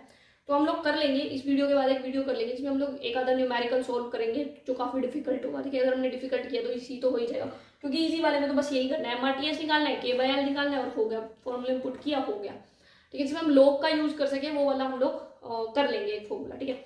नेक्स्ट हमारा टॉपिक आता है टेक्नोलॉजिकल प्रोग्रेस एंड आइसोक्वेंट। अभी तक हमने आइसोक्वेंट पढ़ी, हमने उसमें टेक्नोलॉजी को नहीं लाया, लेकिन अगर टेक्नोलॉजिकल प्रोग्रेस होने लगे, टेक्नोलॉजी में इंप्रूवमेंट होने लगे, तो हमारी क्या है, हमारी जो आइसोक्वेंट है वो शिफ्ट करेगी, ठीक है। जब हमारी टेक्नोलॉजी में चेंज होगा तो हमारी आइसोक्वेंट क्या करने वाली है, शिफ्ट करने वाली है। और हिग्स ने 3 तरह का टेक्नोलॉजिकल प्रोग्रेस बताई, किसने, हिग्स ने।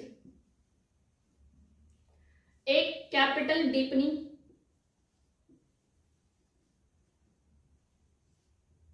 दूसरा लेबर डीपनिंग, तीसरा न्यूट्रल।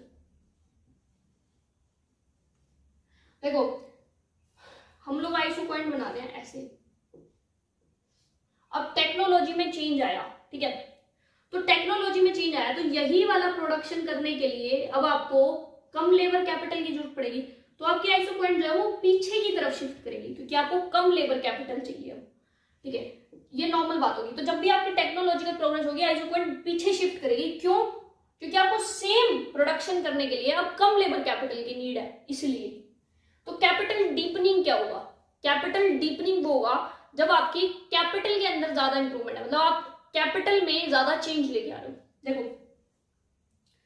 कैपिटल डीपनिंग मतलब कि कैपिटल में इंप्रूवमेंट हुई है, तो आपको आप सेम प्रोडक्ट बनाने के लिए कम कैपिटल की जरूरत पड़ेगी। टेक्नोलॉजी इंप्रूव होने का मतलब क्या होता है कि आपको उस चीज की कम जरूरत है, ठीक है। तो इसका मतलब आपको वही आउटपुट, मान लो ये मार्कर बनाने के लिए आपको पहले एक मशीन लगती थी, अब आपकी कुछ ऐसी टेक्नोलॉजी इंप्रूव होगी, वो 1 करोड़ की मशीन थी, अब आपको छोटी मशीन लग रही है। तो जब भी टेक्नोलॉजी इंप्रूवमेंट होती है तो आपको कम कैपिटल लगानी पड़ेगी उस चीज को बनाने में, तो आपकी कैपिटल डिक्रीज होगी। जब आपकी कैपिटल डिक्रीज होगी, हमें पता है कि मार्जिनल प्रोडक्टिविटी जो है वो इनवर्स रिलेशन होता है उसका, यानी कि अगर कैपिटल बढ़ेगी तो marginal productivity of capital decrease होगी, अगर कैपिटल डिक्रीज होगी तो मार्जिनल प्रोडक्टिविटी ऑफ कैपिटल बढ़ेगी। तो यहां हमारा क्या हो रहा है, कैपिटल कम हो रही है तो marginal productivity of capital increase होगी। मार्जिनल प्रोडक्टिविटी ऑफ कैपिटल अगर इंक्रीज होगी हमारी, तो हमारा एमआरटीएस क्या होता है, एमपीएल अपॉन एमपीके। जब हमारा एमपीके इंक्रीज होगा, यस एमपीके इंक्रीज होगा, तो ओवरऑल वैल्यू डिक्रीज होगी, क्योंकि जब डिनोमिनेटर बढ़ेगा तो पूरी वैल्यू डिक्रीज होगी। जैसे कि 4/10 है तो ये आएगा 0.4, लेकिन अगर 4/20 हो गया तो ये क्या होगा, 0.2 होगा। तो जब नीचे वाला डिनोमिनेटर बढ़ेगा तो ओवरऑल वैल्यू कम होगी, तो यानी कि एमआरटीएस कम होगा, यानी कि स्लोप क्या होगा, डिक्रीज होगा। तो जब भी कैपिटल डीपनिंग का हमारा डायग्राम बनेगा, अगर हम लोग यहां पर हैं इस आइसोक्वेंट पे, एक मिनट, ठीक है, तो हमारा मान लो पहले स्लोप जो था, स्लोप इंक्रीज हो रहा है, वो ऐसे था, अब हमारा स्लोप ऐसे होगा और अब हमारा स्लोप बिल्कुल ऐसे होगा, तो हमारी कुछ ऐसे आइसो पॉइंट बनेगी। ठीक है, तो ये हमारा क्या है, स्लोप को शो कर, यानी कि स्लोप क्या होता जा रहा है, बढ़ता जा रहा है। ठीक है, तो ये कैपिटल डीपनिंग का बनेगा, हमारी आइसो पॉइंट ऐसे शिफ्ट हो रही है और स्लोप क्या हो रहा है, कम बढ़ता जा रहा है। जैसे ये है,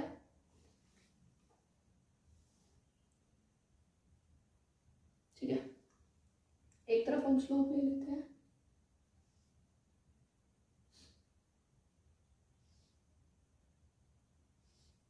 ये हमारा स्लोप हो गया।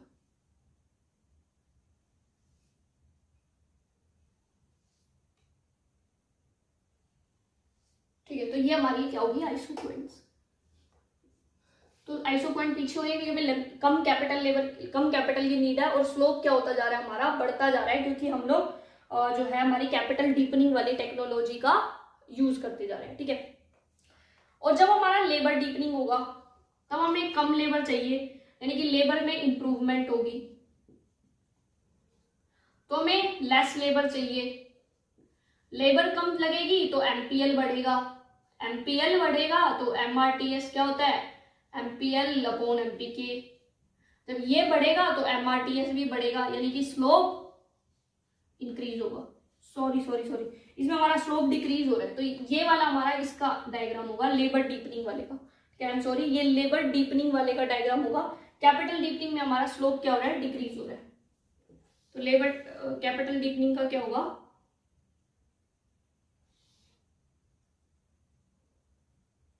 स्लोप डिक्रीज हो रहा है, तो पहले ऐसे था, ठीक है, ऐसा कुछ बनेगा कैपिटल डीपनिंग का, यानी पहले स्लोप ज्यादा है, फिर कम हुआ, फिर और कम हुआ। ठीक है, ये कुछ, तो ये हमारा कैपिटल डीपनिंग का है और वो लेबर डीपनिंग का है। सॉरी, मिस्टेक होगी, ये स्लोप डिक्रीज हो रहा है, तो स्लोप डिक्रीज होने का ये है, और स्लोप इंक्रीज वाले का ये, क्योंकि यहाँ स्लोप हम बढ़ाते जा रहे हैं और यहाँ हम स्लोप कम करते जा रहे हैं। ठीक है, स्लोप कम का मतलब होता है लाइन फ्लैट हो रही है, तो ये लाइन फ्लैट होती जाएंगी, और स्लोप बढ़ने का मतलब है स्टीप होती जा रही है, तो ये स्टीप होती जा रही है। और न्यूट्रल के अंदर सेम रहेगा स्लोप, तो ये अगर हमारी था, तो अगर ये स्लोप है तो हर जगह स्लोप यही रहेगा, तो हमारी आइसो पॉइंट कुछ ऐसी बनी। ठीक है, तो ये हमारा हो जाएगा न्यूट्रल, जहां पर हमारी टेक्नोलॉजी चेंज जो है वो लेबर और कैपिटल दोनों के अंदर आ रहा है। ठीक है,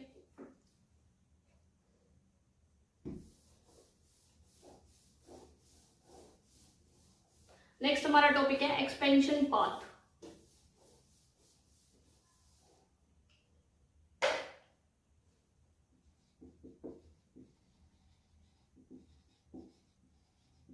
मतलब एक फर्म कैसे एक्सपेंड करेगी। देखो, एक्सपेंशन पाथ में पहले कंसेप्ट आता है आइसोकोस्ट।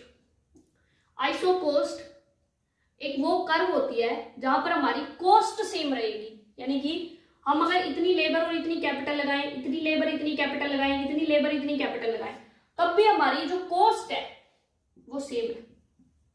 इस पूरी लाइन पे हमारी कॉस्ट क्या होगी, सेम। कॉस्ट क्या होती है, हम लेबर और कैपिटल दो यूज कर रहे हैं, लेबर को वेजेस दे रहे हैं, कैपिटल को हम लोग रेट ऑफ इंटरेस्ट दे रहे हैं, तो ये हमारी कॉस्ट होती है। अगर हम इसका स्लोप निकालें, यानी कि डिफरेंशिएट करें with respect to L then with respect to K, तो हमारा स्लोप क्या आएगा, W/R स्लोप आएगा। तो हमारा एक्सपेंशन पाथ क्या होगा, जहां पर एक फर्म मैक्सिमम आउटपुट ले रही है with respect to minimum cost, यानी कि एक फर्म अपना आउटपुट को मैक्सिमाइज कर रही है सब्जेक्ट टू कॉस्ट कंस्ट्रेंट। ठीक है, तो जहां एक फर्म अपनी आउटपुट मैक्सिमाइज करेगी with respect to cost constraint, वो हमारा एक्सपेंशन पाथ होगा। जैसे कि ये बहुत सारी आइसो पॉइंट्स हैं। ठीक है, चलो पहले आइसो कोस्ट कर्व बनाते हैं। ये हमारी आइसो कोस्ट कर्व है। ठीक है, और ये बहुत सारी आइसो पॉइंट है। अगर हम आउटपुट के पर्सपेक्टिव से देखें तो हमको यहां जाना चाहिए, क्योंकि higher the iso point higher will be the output. लेकिन हमारे पास पैसा ही नहीं है, हमारी कॉस्ट तो यहीं तक रुक गई, हमारा कॉस्ट कंस्ट्रेंट इतना है, तो हम लोग यहां ऑपरेट करेंगे। हम यहां ऑपरेट भी कर सकते हैं, लेकिन यहां पर हमें आउटपुट कम मिलेगा इस वाले से और कॉस्ट उतनी आ जाएगी। लेकिन अगर हम यहां ऑपरेट करें तो हमें कॉस्ट कम आएगी और आउटपुट ज्यादा मिलेगा, तो ये हमारा क्या हो जाएगा, पॉइंट हो जाएगा जहां पर एक फर्म रहना चाहेगी। तो हमारा एक्सपेंशन पाथ में हमारा इक्विलिब्रियम कहाँ आता है, इक्विलिब्रियम आता है जहां पर हमारा आइसोक्वेंट का slope of isoquant is equal to slope of isocost. और स्लोप ऑफ आइसोक्वेंट क्या होता है, एमआरटीएस, और स्लोप ऑफ आइसोक्वेंट कोस्ट क्या है, W/R, अभी बताया, एमआरटीएस MPL/MPK। तो जहां पर ये इक्वल आएंगे दैट इज आर इक्विलिब्रियम। और एक्सपेंशन पाथ का क्या मतलब है, जहां एक फर्म ऑपरेट करना पसंद करेगी, यानी different combinations of equilibrium where slope of isoquant and isocost are equal. ठीक है, यानी कि ये बहुत सारी आइसोकोस्ट कर्व्स हैं, ये बहुत सारी हमारी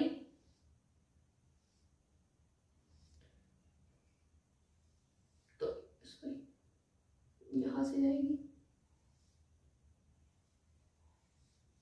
ठीक है, तो ये हमारा क्या हो जाएगा, मतलब कि जो जितने भी पॉइंट्स पे आइसोकोस्ट और आइसोक्वेंट हमारी इक्वल आ रही है, उन पॉइंट्स से अगर हम लाइन ड्रॉ करें तो वो एक फर्म का एक्सपेंशन पाथ होगा। फर्म उस रास्ते पे चलना पसंद करेगी। जैसे अलग अलग अगर हम पेन से ड्रॉ करते हैं, आइसोकोस्ट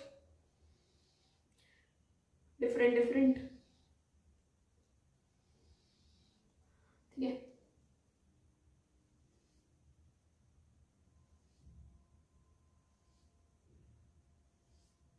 ये यहां पर, ठीक है। तो ये एक फॉर्म का क्या है, एक्सपेंशन पाथ है। ये एक्सपेंशन पाथ सीधा भी जा सकता है और ये ऐसे नॉन लीनियर भी हो सकता है, डिपेंड करता है किस चीज के ऊपर, फैक्टर्स ऑफ प्रोडक्शन के ऊपर, टेक्नोलॉजिकल डेवलपमेंट के ऊपर। ठीक है, तो ये हमारा था आज का थ्योरी ऑफ प्रोडक्शन वाला चैप्टर। इसके बाद हम थ्योरी ऑफ कॉस्ट करेंगे और देन हम मार्केट्स के ऊपर आएंगे, क्योंकि हमें कॉस्ट का चैप्टर अच्छे से आता है तभी हम मार्केट्स कर सकते हैं। और प्रोडक्शन पे अभी तक भी क्वेश्चन आए हैं, और कॉस्ट अगर इनडायरेक्टली आपको आनी चाहिए तो इसका मतलब है प्रोडक्शन भी आना चाहिए, क्योंकि कॉस्ट चैप्टर प्रोडक्शन चैप्टर से ही निकलता है।